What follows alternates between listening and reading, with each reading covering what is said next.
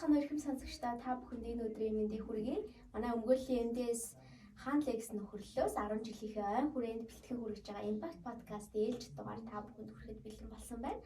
Энэ удаагийн дугаараараа бид бүхэн олон улсын эмэгтэйчүүдийн худалдаа аж үйлдвэрийн холбооны үүсгэн байгуулагч, Монгол дахь салбарын ерөнхийлөгч, мөн Монголын худалдаа аж үйлдвэрийн танхимын дэд ерөнхийлөгч хадагтай байгалыг урьж оролцуулж байна.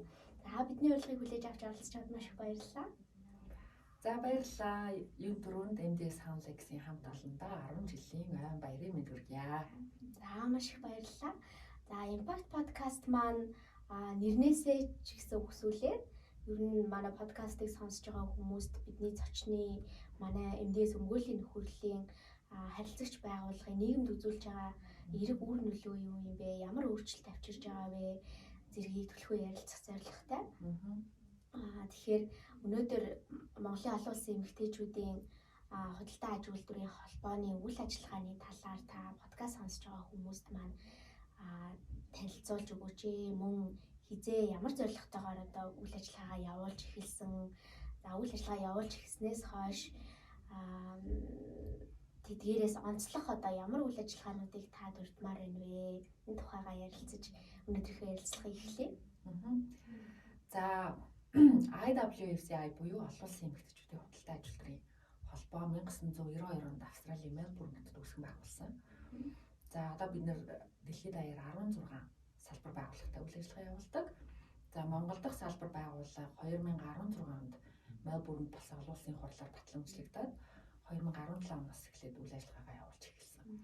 За ер нь бол дэлхийн эдийн засагт эмэгтэйчүүдийн оролцоог нэмэгдүүлэх, за бизнес эрхлэлтийг орчныг сайжруулах, за гендрийн тэгш байдлыг хангах, илүү одоо эмэгтэйчүүдийн шийдвэр гаргах түвшинд оролцоог мөн дэмжих зорилготойгоор байгуулагдсан ийм төрийн бус, ашигын бус байгууллага. За Монгол дахь салбар байгууллага маань бусад одоо чаптруудаас ялгаатай нэг юм бол бид нар илүү одоо доктортой хөгжлийн зорилгууд, за тэр дундаа нэгдсэн байгууллагын одоо системийн байгууллагуудын зарим одоо зарчмуудыг бизнесийн байгууллагуудын үйл ажиллагаанд нэвтрүүлэх чиглэлээр ажилладаг. За үүн дотроо онцолж хэлбэл бид нэр бизнес ба хүний эрхийн зарчмууд, бизнес ба хүүхдийн эрхийн зарчмууд, за мэдээж гендертэй холбоотой, за нийгмийн тэгш байдлыг эрэлхийлсэн олон төсөл хөтөлбөрүүдийг хэрэгжүүлж энэ чиглэл рүүгээ илүү одоо үйл ажиллагаа явуулдаг. Тэгээд манай байгууллагатаа бол гишүүнчлэл, байгууллагаар мөн хувь хүнээр гэсэн юм хоёр чиглэлээр одоо гишүүнчлэлтэй байдаг. Ингээд одоо гишүүдийнхаа өдөр тутмын үйл ажиллагаа, тэгээ бараа бүтээгдэхүүн үйлчилгээ, компанийн үйл ажиллагаанд одоо эдгээр бизнес ба хүний эрхийн зарчмууд, хүүхдийн эрхийн зарчмуудыг нэвтрүүлэх, таниулах, түгээх, дэлгэрүүлэх, тэ цаашлаад олон нийтэд зурцлах ийм ажлуудыг хийдэг. Гэрээ онцлог одоо салбар байгууллага гэж хэлж байна.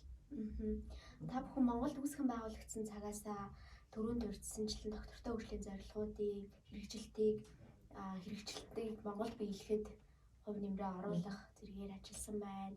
За энэ хүрээндээ ер нь хэд орчим хувийн хөвшил болоод бусад байгууллагуудтай хамтарч ажиллаваа. За тэгээд тухайн хамтарсан байгууллагуудын одоо үйл ажиллагаанд ямар та бүхний оролцоотойгоор эерэг өөрчлөлтүүд гарсан гэж харж байна. Гишүүдийн үйлчлэлтэй одоо төрийн бас байгууллагын үүднээс.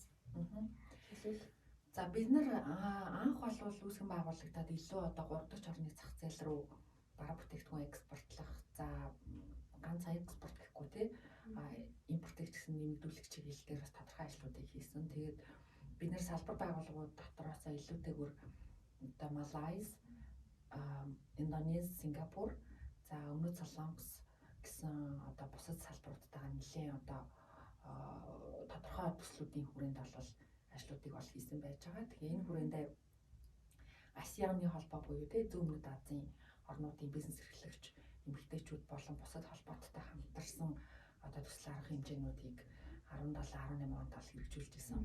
За 2018 онд бид нар Монгол Улсын ерөнхий сайдын ивэлд ор бизнес эрхлэгч эмэгтэйчүүдийн нийт хэмжээний чуулга уулзалт Global Women's Trade Summit-ыг бас Монгол улсад төвөр хувийн хвшил иргэний нийгмийн байгууллагын оролцоотойгоор ингээд зохион байгуулсан. Тэгээ энэхүү хурал маань бас илүү одоо инновац, бүтээлч байдал, за илүү тийм одоо холболтыг одоо чухалчилсан ийм чуулга уулзалт болж өнгөрсөн.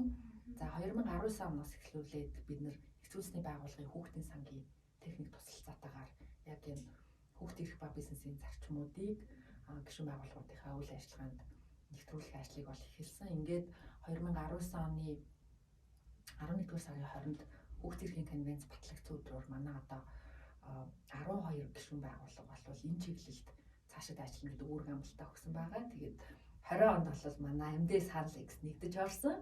Тийм за ингээд энээсээ хойш бол бид нар Монголын урлагийн зөвлөл за хувийн хвшлийн мэдээж гишүүн байгууллагуудтай энэ дотроо бид нар илүү одоо Monos Group, Bemoil Group, за Serum, Aeromax, Greggy Systems за өшөө сүүлийн үед бол бас нэмэлт олон байгууллагууд орж ирж байна те бөмбөр худалдааны төвийг хийж болж байна бид нар за гих мэтчлэн ингээд манай байгууллагууд бол энэ чиглэлд нэлээд хэдэн төсөл хөтөлбөрүүдийг хийгээд хүчин чармаалт гаргаад өөрийнхөө үйл ажиллагааны нэвтрүүлэх чиглэлээр ажиллаж байгаа.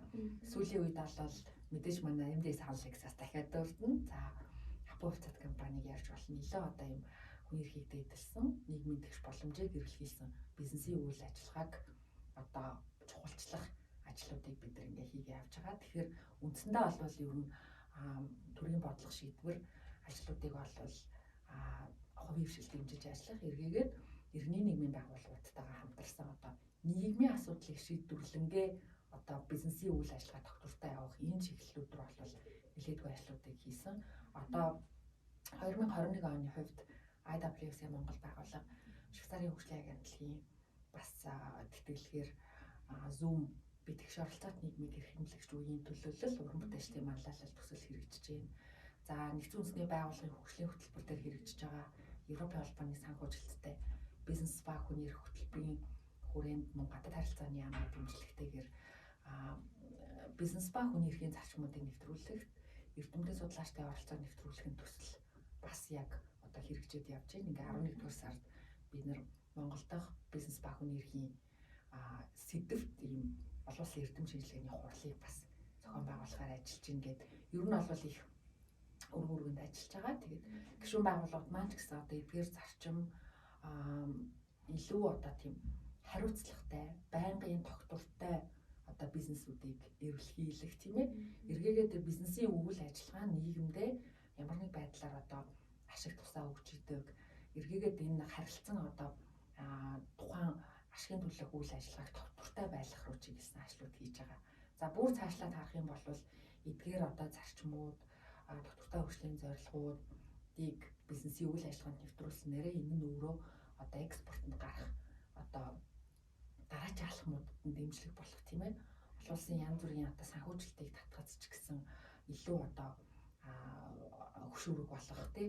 За түнчлэн одоо байгууллагын одоо засаглалыг зөв зохистой тасралтгүй байлгах гэсэн чиглэлүүд рүү бол өөр юм дан нөлөөнүүдөө үзүүлж байгаа ийм төсөл хөтөлбөрүүдийг хэрэгжүүлээд ажиллаж байна. Үнэхээр сонирхолтой төсөл хөтөлбөрүүд одоо явагдаж байгаа юм байна. IWFCI байгууллагын хувьд хэдэн гишүүнтэй гишүүн байгууллагыг нэгнээндээ нэгтгэсэн байгаа вэ одоогийн байдлаар? За манай байгууллага бол ерөнхийдөө удирдах зөвлөл, за тэгээд бодлогын зөвлөл, за гишүүд гэсэн ийм ерөнхий бол их ойлгомжтой бүтцтэй. Тэгээд манай удирдах зөвлөл бол Aeromax, Bemoil Group, Monos Group, за Serum Group, Greggy Systems, Хапуу хувьцат компани гэсэн ийм оролцоотойгоор удирдах зөвлөл маань тэдгээр компаниудын төлөөллөөс бүрдсэн удирдах зөвлөлтэй үйл ажиллагаагаа явуулдаг.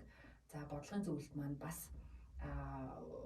бусад салбаруудын зөвлөх түвшний одоо хүмүүс ажиллаж байгаа. За гишүүдийн хувьд гэх юм бол түрүү хэлсэн тийм ээ хувь хүн болон байгууллага гэсэн ийм гишүүнчлэлтэйгээр за ерөнхийдөө манай гишүүнчлэлийг ажиглаад байгаа. Мэдээж нөгөө эмэгтэйчүүдийн байгууллага гэдэг утгаараа гишүүнчлэлийн ер нь 80 орчим хувь эмэгтэйчүүд эзэлнэ. Гэхдээ эрэгтэйчүүд байхгүй гэсэн, бусад хөөс байхгүй гэсэн ойлголт биш тийм ээ. За тэгж байгаа. За тэгээд ерөнхийдөө бол бичээл жижиг дунд бизнес эрхлэгч голчлон байдаг. Тэгээ одоо нэг давхцсан тоогоор нэг 120 орчим гишүүнчлэлтэй. За энэ дотор мэдээж нөгөө иргэний нийгмийн байгууллага учраас гишүүнчлэл бол нөгөө байнгын тогтвортой байх бол бас бэрхшээлтэй. Тийм учраас бол гишүүдийн оролцоо бол ер нь янз бүр байдаг. Тэгээ зарим жилүүдэд өсөхөд зарим жил жоохон актив биш байдаг ч юм уу. Мэдээж цар тахлын нөлөөгөөр бол сүүлийн 2 жил бол итвэх одоо мэдээж суларч байгаа ч гэсэн энэ дотроо өөрийнхөө хэмжээнд бол хүчин чармаалт гараад явж байгаа компаниуд, хувь хүмүүс ч гэсэн бас байна. Цар тахал гээд ярьсныг сүүлийн 2 жилийн хугацаанд цар тахлын нөлөөгөөр бизнесүүд үйл ажиллагаанд тодорхой хэмжээний давалт гарах. За тэгээд зарим салбаруудад бол хүний эрхийн асуудал хөндөгдөх, ихээхэн хөндөгдөх хандлага нэмэгдсэн байгаа. За тэгэхээр энэ дээр улбаалаа танай байгууллагын зүгээс гишүүн байгууллагуудаа одоо цар тахлын нөхцөл байдалд яаж тасан цогцох, мөн одоо хүний эрхийг дээдлэн бизнесийн үйл ажиллагаагаа тогтвортой явуулах дээр яаж дэмжиж хамтарч ажилласан бэ? За яг 2019 оны энэ чинь нөгөө юу лээ өвөл гэдэг лөө. Вообще 20 онд тийм ингээд ер нь 2 жил үргэлжилж байна. Бид нар бол яг түрүү жилийн яг цар тахлын одоо эхний давлгааны үе гэдэг юм уу та яг үйл хорионы үед бол илүү гишүүн байгууллагуудаа нөгөө ажилчдаа ийм ээлтэй бодлого баримтлагыг уриалсан. За тэр дотроо одоо илүү одоо ийм гэрээсээ ажиллахыг уриалсан ийм хөтөлбөрүүдийг бол явуулж эхэлсэн. За тэр дотроо бид нар Нэгдсэн улсны байгууллагын хүүхдийн сантай хамтраад Анрид медиа бас оролцоод бид нар би хэрхэн гэрээсээ ажиллах вэ цувралыг бол 4-р сард хүргэсэн байгаа. Тэгээ энүүгээрээ бол удирдах албан тушаалтайгаан за байгууллагыг удирдах байгаа хүмүүст чиглээд ер нь одоо бусад ажилчид ч гэсэн чиглээд гэрээсээ ажиллая гэдэг уриалгыг бол гаргасан. Тухайн үед бол нөгөө одоогийн шиг яг нөгөө гэрээсээ ажилдаг ийм систем харьцангуй юм сул байсан шүү дээ. Яг ингээл ирж ажиллах хэрэгтэй гэдэг нэг хэсэг байсан бол зарим нь би заавал ажил дээр очиж ажиллана ч гэдэг юм уу тий. Тэгээ ингээд сургалт цэцэрлэгийн хаагцснаас болоод ялангуяа одоо бага насны хүүхдэд хардаг одоо эцэг эхчүүдийн хувьд хүндрэлүүд их тохиолдож байсан болохоор бид нар энэ ажлыг ер нь нийгэмд таниулах, сурталчлах яг гэрээсээ ажиллаж байгаа нөхцөлд ер нь ямар одоо алхмуудыг хүмүүс авдгийг хүн бүр өөр ингэсэн юм туршлагаа хуваалцах ийм аяныг бол эхлүүлээд ажиллаж исэн. За тэгээд мэдээж бусад одоо олон улсын байгууллагууд болон ялангуяа нөө бие хүүхдийн сангаас гаргасан эцэг эхчүүд зориулсан гарын алхуудыг одоо гишүүн байгууллагуудаа түгээх ер нь бол тийм нөлөөллийн ажлуудаар болол эхэлж исэн. Тэгээ одоо бол илүү энэ family friendly policy буюу тэг гэр бүл дэглэлтэй одоо компани бодлого төлөвлөлтийг илүү нэвтрүүлэх чиглэл рүү ажилласан. За тэрний дараагаар гишүүн байгууллагуудаа илүү одоо энэ уяатан цагийн системийг ажлын байран дээр нэвтрүүлэх энэ ажлуудыг бол хийгээд тодорхой компаниуд маань хүний нөөцийн бодлого журамдаа өөрчлөлтийг оруулад за яг одоо нөгөө цар тахлын үеийн нөхцөл байдал чиглэсэн одоо цалингийн ямар нэгэн доголдолгүй байх, тухайн ажилтныг одоо ажлаас тодорхойгүй шалтгаанаар халахгүй байх тийм ээ. За тэгээд мэдээж одоо ажлын байран дээр ямар нэгэн цар тахалтай холбоотой ялгарлан гадуурхалтыг бий болохгүй, үүнээс урьдчилан сэргийлэх, ажлын байран дээр одоо гинти эрсдлийн үед авч хэрэгжүүлэх арга хэмжээ, тусгаарлах, өрөө бэлтгэх энэ гэсэн ийм ажлуудыг болол нэлээд зохион байгуулсан. За мэдээж гих мэдрэлийн ингээд зөвлөмж ажлуудыг болол нэлээд хийгээд байгууллагуудтайгаа хамтарч ажиллаад энэ дээр бас манай зарим гишүүн байгууллагууд нэлээд хүчин чармаалтууд гаргаад зарим үүрэг амлалтуудаа өгөөд ингээд ажилласан байж байгаа. За энэ жилийн хувьд гэх юм бол түрүү хэлсэн тийм ээ. Илүү одоо юм зарнаас ажиллах нөхцөлд уялдуулсан төсөл хөтөлбөрүүдийг хэрхэн хэрэгжүүлэх. За яг ийм үед одоо санхүүгийн хүнд нөхцөл байдалд орсон тохиолдолд ямар одоо гарц гаргалгаа хайх тийм ээ. Энэ дээр илүү одоо юу гэдэг сэтгэл зүйн ямар нэгэн одоо сөрөг нөлөөлөл байх юм бол тэрийг бууруулах гэдэг. Ер нь бол илүү тийм одоо хүндээ чиглэсэн ажлуудыг хийх тийм төлөвлөлтүүдийг гаргаад за илүү одоо хүүхдэд ээлтэй тий гендрийн мэдрэмжтэй хүний эрхийг дэвтэлсэн компани үйл ажиллагааг илүү бэхжүүлэх чиглэл рүү ер нь төлхөө ажилласан гэж хэлж байна. Та яриандаа дурдлаа өмнөх ярианд хэлсэн бизнес ба хүний эрх эрхийн талаарх ойлголт нэмэгдүүлэх сургалт үйл ажиллагааг явуулж байна нүүбийн хөгжлийн хөтөлбөртэй хамтраа тэгэхээр бизнес ба хүний эрхийн энэ хөтөлбөр маань хизээ эхлээд одоогоор ямар цар хүрээг хамраад явж байна вэ? Манай байгууллагын хувьд бол бас энэ сургалтыг сар гаруй хугацааны өмнө авсан хамт олноороо. Тэгэхээр одоо бид нар шиг ингээд өөрсдийнхөө санаачлахаар нэг бол та бүхэнд хандаад сургалт авч байгаа байгууллагууд хэр их байна? Нөгөө талаас та бүхний төрүүлж өөрсдөө approach хийгээд одоо заавал авах шаардлагатай гэж үзэж байгаа байгууллагууд бас хэр олон байна хамрагдсан байгууллагууд. Тийм таг. За ер нь бол 2019 онд гадаад харилцааны яамны манлайлалд за Азийн 10 оронд хэрэгжиж байгаа бизнес ба хүний эрх хөтөлбөр бол Монголд Альбисоор гадаад харилцааны яамд ажлын хэсэг байгуулагдаад эхэлсэн. За энэ хөтөлбөрийн гол зорилго бол тухайн улс орнд бизнес ба хүний эрхийн зарчмуудыг удирдах зарчмуудыг боловсруулах юм ажлын хэсэг байж байгаа. За тэгэхээр энэ нь өөрөө засгийн газраас одоо Нийслэлийн үндэсний байгууллага төгс үүрэг амлалтын хүрээнд үндэсний үйл ажиллагааны төлөвлөгөө боловсруулах одоо ийм том ажил хийгдэж байгаа гэсэн үг. За энэ ажлын хүрээнд бол манай байгууллагаас олвол төлөөл ороод ингээд ажиллаад явж байгаа. За сая 21 оны 4-р сарын 29-нд Европын албаны санхүүжилттэйгээр за нүүбийн хөгжлийн хөтөлбөрийн хэрэгжилтээр гадаад харилцааны яамны одоо манлайлалдаар яг энэ Альбисоор бизнес ба хүний эрх гэсэн хөтөлбөр бол Альбисоор нээлттэй хийгээд явж байгаа. За энэ дотор бизнесийг дэмжих чиглэлээр үйл ажиллагаа явуулдаг төрийн бас байгууллагууд дотроос манай байгууллага бол 19 оноос эхлүүлээд бизнес ба хүний эрх гэсэн энэ зарчмуудыг одоо нэвтрүүлэх, түгээх, таниулах ажлуудыг бол хийж эхэлсэн. За IWF-ийн гишүүн байгууллагууд дээр бол нэлээд хэд удаагийн давталтайгаар хийгдсэн. За одоо MDS Хамлыг санаа хамт олноос ахуулаад за зарим гишүүн байгууллагууд маань бас тухайлчлан өөрсдөө санал тавьж энэ сургалтуудаа авч байгаа. За энэ сургалт гэхээсээ илүү нэгдүгээр үндэсний үйл ажиллагааны төлөвлөгөө боловсруулагдж байгаа энэ үед энэ нь өөрөө боловсруулах үйл явцад дэмжлэг болох тийм ээ.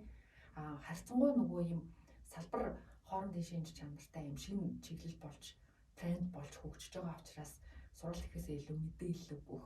За энэ чиглэлийн олон улсын чиг хандлагыг судлах, цаашлаад өөрөө бизнес ба хүний эрхийн зарчмуудыг компанийнхаа үйл ажиллагаанд нэвтрүүлснээр бий болох давуу талууд тий нэвтрүүлэхгүй байхаар яад юм гэдэг асуудал ч гэдэг юм харилцан хамтарсан юм ярилцлага мэдээллийн чанартай ийм уулзалтуудыг бид нэр хийж гисэн. За хамгийн сүүлд гэхээ сая 8 сарын 4-ний өдөр яг энэ нүүбийн хөгжлийн хөтөлбөр дээр хэрэгжиж байгаа хөтөлбөрийг яг гишүүн байгууллагуудаа бас танилцуулах өглөөний уулзалтыг бас зохион байгуулсан. Энэ дээр бас танай хамт олон ирж биднэрт бас өөрсдийнхөө байгууллагын үйл ажиллагааг танилцуулсан. Мөн Хапон хувьцаат компани Монус группээс бас оролцож яг энэ чиглэлээр авч хэрэгжүүлж байгаа ажлуудынхаа талаар ингээд танилцуулсан. Ер нь бол бид нар энэ ажлыг бол тогтмол хийж байгаа. Тэгэхээр бизнес ба хүний эрхийн зарчмууд нь бол өөрөө ингээд 2011 онд Хэвлэлийн байгууллагын хүний эрхийн комиссараас гаргасан баримтчиг тийм ээ. Үндсэн одоо 3 багантай. Эхнийх нь бол мэдээж төрийн хүлээх үүрэг, хоёр дахь нь хувийн хвшлийн хүлээх үүрэг, гурав дахь нь бол зөрчигдсөн эрх эсрэг механизм гэсэн ийм чиглэлээр явж байгаа. За үндэсний үйл ажиллагааны төлөвлөгөө боловсруулагдаад бэлэн болох ажил маань 2023 он хүртэл үргэлжлэж байгаа ийм төрийн хувийн хвшилгэрний нийгмийн байгууллагуудын төлөөллийг багтаасан ийм том одоо үндэсний хэмжээний ажил гэж хэлж болно доо. Ингээд явж гин. Тэгэхээр энэ дээр бас оролцоод ажиллаж байгаа. Тийм учраас үүнийг одоо хэрэгжилтэнд боловсруулах явцад нь дэмжлэг үзүүлэхэд ялангуяа манайх шиг ийм бизнесийн байгууллагуудын гишүүнчлэлтэй байгууллагууд бол чухал үүрэг оролцоотой. Энийг таниулах, сурталчлах, одоо өртөж бэлтгэхтэй. Бид нар нөгөө болсон юмны араас нь явах биш. Дандаа ингэж өртөж бэлтгэх ийм ажлуудыг бол хийгээд явж байгаа. За түүнчлэн яг бизнес хүний эрхийн зарчмуудын хүрээнд бас сонсогч нартаа мэдээлэл өгөхөд тийм ээ. Бид нар бол MDS Hamlex хуулийн фирмтай бол яг нэгт хамтран ажиллаж байгаа. Тэгээд энэ хүрээнд бол бид нар яг хүний эрхийн одоо магадлан шинжилгээ хийх үү, магадлан үнэлгээ хийх үү. Янз бүрээр хийж байгаа human rights due diligence-ийг одоо хувийн хвшлийн байгууллагуудаар хийх ажлыг ингээд албасаар яг энэ сараас эхлүүлээд ингээд хийх гээд одоо нэр бүхий компани дээр ингээд ажиллах гэж байна. Тэгэхээр энэний үр дүн бас тодорхой одоо гарч ирээд энэ бас бусад байгууллагуудад ийм нэлээд одоо түлхэц болох үз ийм ажил болноо. Тэгэхэд болох байх гэсэн одоо ийм туйлын одоо итгэлтэй байгаа. Байгаль захирлаар одоо бизнес ба хүний эрхийн талаар сонсогч нартай сонирхолтой зөндөө юм яриулмаар байна. Гэхдээ энэ өөрөө маш өргөн хүрээний дээрээс нь аягүй сонирхолтой сэдв учраас магадгүй сонсогч нараас маань бизнес ба хүний эрхийн талаарх ойлголтоо нэмэгдүүлэх, цаашлаад бизнес эрхлэгчд маань энэхүү одоо сургалт болоод мэдээлэл үйл ажиллагаанд оролцоод явахыг хүсэх юм бол IWFCI-д хандаад байгаль захиралтай холбогдоод ажиллах боломжтой хаа гэж бодож байна. Ер нь бол бизнес ба хүний эрх гэдэг сэдвээсээ эхлээд бизнесийн байгууллагууд яаж хүний эрхийг дээдэлж хүний одоо тэгш оролцоог хангаж ажиллах вэ гэдэг энэ үндсэн одоо концепт буюу агуулгын хүрээнд бол хөтөлбөр боловсруулагдаад явж байгаа юм билээ. Бид бас танай байгууллагаас сургалтыг бол нэг бус удаа авсан байгаа тий. Та бүхэн одоо дараагийн жилүүдэд магадгүй ойрын 1-2 жилдээ гишүүн байгууллагууд руугаа чиглэсэн нөгөө талаас олон улсын байгууллагын одоо Монгол дахь салбар байгууллага гэдэг утгаараа олон улсын хэмжээнд бас ямар үйл ажиллагаануудыг хийхээр зорж төлөвлөж байна вэ? Энэ тухайгаа ярил. За яг одоо эх жил 2022 онд манай байгууллагын 5 жилийн тохино. За тэгээд түрүүлсэнтэй бизнес ба хүний эрхийн асуудал бол нэлээд өргөнөх.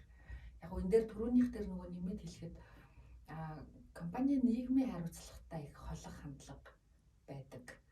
Тэгэхээр энэ бол илүүтэйгүр бизнесийн үйл ажиллагаа өөрөө ерөөсөө л бүхий шатандаа хариуцлагатай байх, бүхий шатандаа ямар нэгэн зөрчилгүй байхыг л хэлээд байгаа.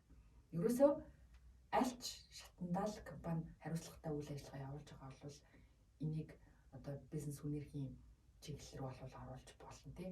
Гэхдээ би яагаад компани нийгмийн хариуцлагаас өөрөөр ойлгоорой гэж юм гэхлээр нөгөө компани үйл ажиллагаа өөрөө тодорхой шатандаа ч юм уу тий.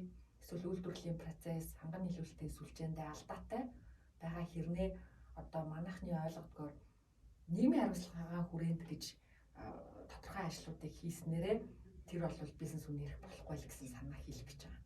Тэгэхээр энэ өөрөө бүтээгдэхүүн үйлчилгээ өдөр тутмын одоо ажилт руугаа чиглэсэн, нийгэм рүү чиглэсэн бүх хил зүйтэй хариуцлагатай байхыг хэлж байгаа учраас энэ тал руугаа бас нэлээд ойлгох одоо юм шаардлагууд гарна тийм ээ.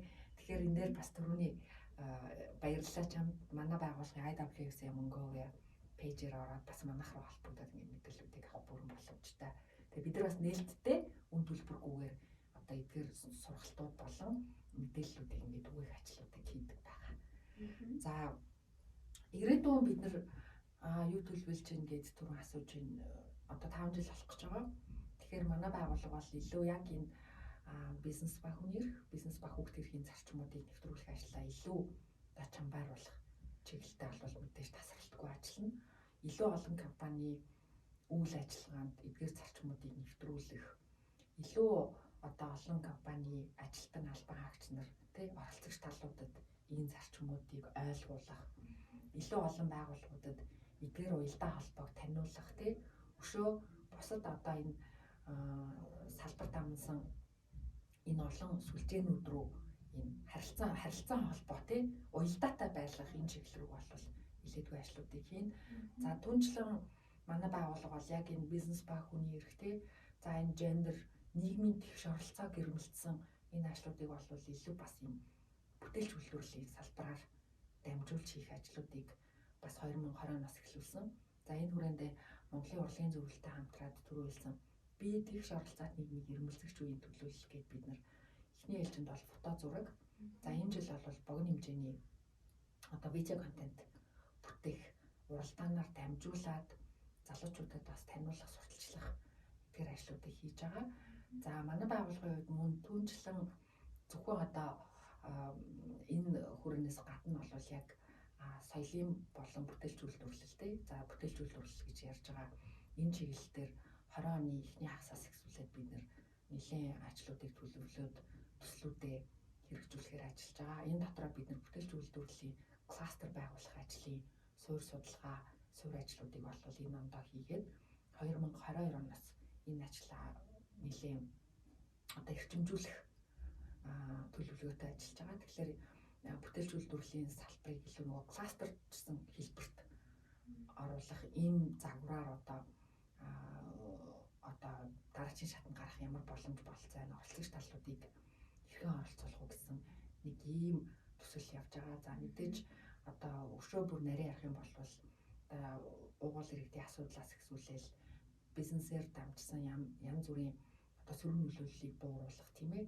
За өшөө дээрээс нь эмэгтэйчүүдийн илүү шийдвэр гаргах төвшин чадварыг бэхжүүлэх төсөл бас хэрэгжил бид нар манлайлалын хөтөлбөр бас хэрэгжүүлнэ. Гэхдээ энэ нь одоо бусад хөтөлбөрүүдээс илүү ялгаатай нь ганцхан Монгол биш олон улс руу чиглэсэн ийм хөтөлбөр хийхээр бас ажиллаж байна. Тэгэхээр нэлээд хэдэн ажлуудыг бол төлөвлөсөн.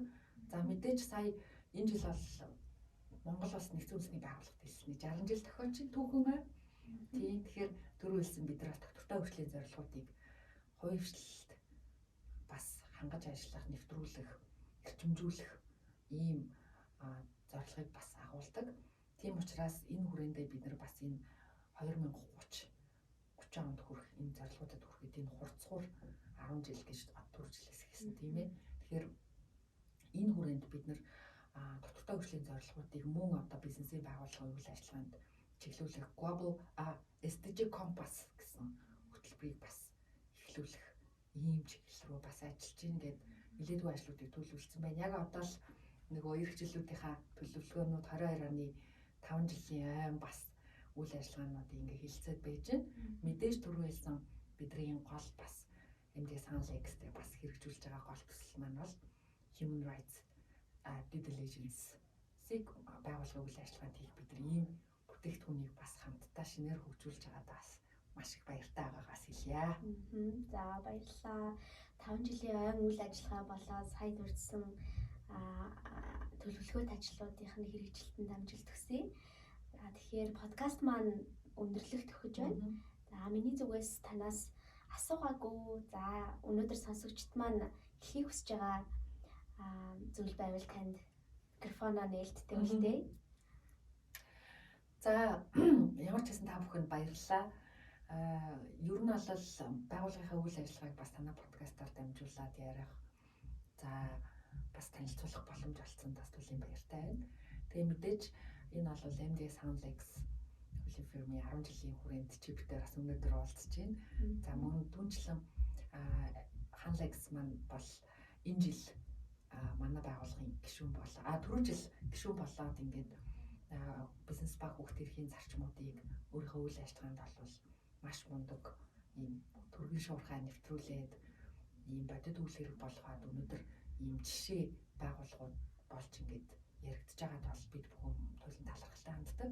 Мөн түнчлэн иргэний нийгмийн байгууллага тий одоо хамтраад дэмжиж яг энэ боддоор бизнесийн байгууллага дээр одоо үйл ажиллагаа явуулах энэ одоо төслийг хамтран эхлүүлээд байж байгаад бол бас бид бүхний хувьд маш их олзуурхаж татаандж байгаа. Тэгэхээр энэ бизнес баг хүний эрхийн олон одоо шинжилгээ энэ ажил маань бас ирээдүйн олон бизнесийнхэнд дараачийн шатанд гарах, экспортын дараа бүтээгдэхүүнээ гаргах, хөнгө оруулалт татах маш олон одоо үе таалгыг нээж өгнө гэдэгт итгэж байгаа. Тэгээ та бүхэндээ бас урттай хугацаанд доктортойгоор хамтран ажиллаад Монголын олон бизнесүүдэд энэ иргэний нийгмийн байгууллага болон хамтарсан энэ хөтөлбөрөөр нэлээдгүй зүйлүүдийг хийн гэдэгт итгэлтэй байгаа. Тэгээд дахин та бүхэнд 10 жилийн айн баярын хүргье. За маш их баярлалаа. Та бүхний үйл ажиллагаанд амжилт хүсье. Цаг гарган оролцсонд маш их баярлалаа танд. За сонсогчдоо бид подкастын эхэнд хэлсэн энэ удаагийн дугаар маань IWFCI буюу олон улсын эмэгтэйчүүдийн худалдаа аж үйлдвэрлэлийн холбооны үүсгэн байгуулагч за ерөнхийлөгч хадагтай байгаль оролцож та бүхэнд байгууллагынхаа үйл ажиллагаа болоод гишүүн байгууллагууд руу чиглэсэн за цаашлаад олон улсад ч гэсэн ямар үйл ажиллагаа явуулах гэж байгаа талаараа подкастын маань цаг хугацаанд багтаан ярьлаа. Тэгээд танд маш их баярлалаа. Бид MDS Хаан Лексийнхаа хуульч подкастыг 10 жилийнхээ ойн хүрээнд Impact podcast болгоод харилцагч түнш байгууллагуудынхаа үйл ажиллагааг илүү таниулах, тэдгээрийн одоо танай байгууллагын үзүүлж байгаа гих мэдчлэг одоо импактуудыг олон нийтэд таниулахын зорилготойгоор бол подкастаа явуулж байгаа. Тэгэхээр энэ удаагийн дугаар та бүхэн таалагдсан гэдэгт итгэлтэй байна. Маш их баярлалаа танд. Баярлалаа.